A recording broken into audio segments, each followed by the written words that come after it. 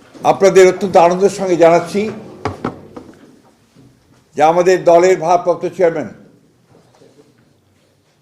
আমাদের কোটি কোটি মানুষের সবচেয়ে প্রিয় মানুষ, যিনি দীর্ঘ প্রায় 18 বছর ধরে নির্বাসিত অবস্থায় রয়েছেন বিদেশে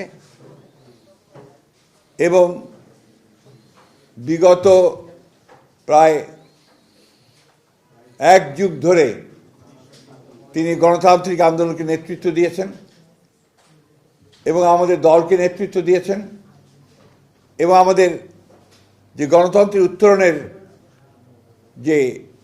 ছাত্র গণ অভ্যুত্থানের নেতৃত্ব দিয়ে আমাদেরকে সাফল্যের দ্বার প্রান্তে পৌঁছে দিয়েছেন। আমাদের সেই সংগ্রামী নেতা, এই দেশের গণমানুষের অত্যন্ত প্রিয় মানুষ জনাব তারেক রহমান, আমাদের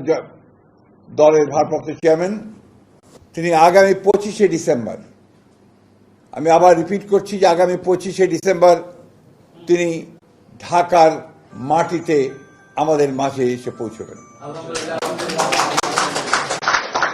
আমরা আমাদের দলের পক্ষ থেকে, সকলের পক্ষ থেকে আমরা তার এই আগমনকে শুধু স্বাগত নয়, আমরা আনন্দের সঙ্গে আমরা সমগ্র জাতিকে জানাতে চাইছি।